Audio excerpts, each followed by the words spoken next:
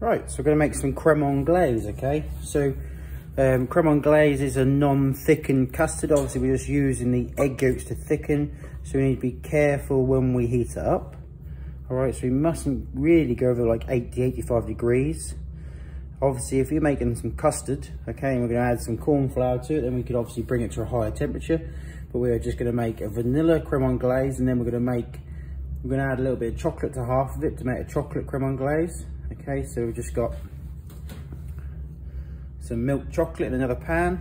Okay, so I'm going to make a batch of creme anglaise up, and then we are going to put half on top of chocolate. Obviously make some chocolate and make some vanilla. Okay, so we've got some egg yolks, we've got some vanilla paste, we've got some sugar, and I'm going to use cream today. Okay, so normally half and half, so half milk, half cream, or all milk. Completely up to you. I'm going to use all cream today to make it a bit more richer. Traditionally it's just milk, whole milk, okay, but today we're going to go cream. Okay, so first job is to heat our cream up to boiling point, and then we're going to mix our sugar and our egg yolks together, and then we're going to add our hot cream to it. Whilst our cream is heating up, we are going to whisk our eggs and sugar together. Okay, so we mustn't add our sugar too soon to our eggs, all right, before we whisk them, because sugar has the same effect as salt, and it will actually cook our eggs. Okay, so if we lay sugar on top of our eggs and leave it, you'll end up with cooked egg in there as well, so there'll be lumps of eggs. So we're going to whisk this until it's nice and light and fluffy. Okay, so our eggs are now ready. Okay, as you can see, they've gone a lighter colour.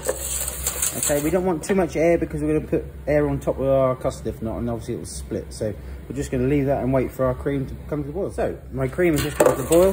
We're going to gently add it to our eggs and sugar whilst whisking. Okay, so we add it all in.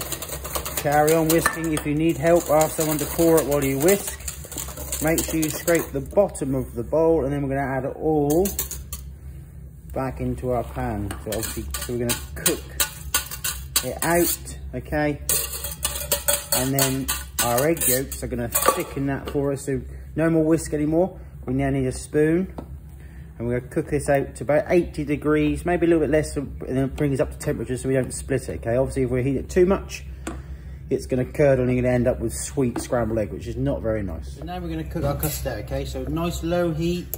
We need to carry on mixing. Okay, so I'm going to heat this up to about just under 80 degrees, because I was obviously going to carry on cooking, all right, and I don't want scrambled egg. Okay, so carry on mixing the pan, make sure we get around all the corners. Okay, and then we're going to hit that at 80 degrees and take it off. Okay, and obviously half we're going to add to our chocolate to make chocolate, and the other half we're going to keep, so we just make some vanilla custard. Carry on until we hit 80 degrees. So our custard has just come to 80 degrees, okay? It's slowly heating up as well as we sit here, okay? So it's now got to 82 degrees, okay? Great point. If you can see the spoon, you can run your finger across it and it splits, okay? It's not come together. It's coating the spoon, lovely, okay? But I'm gonna carry on just mixing it, okay?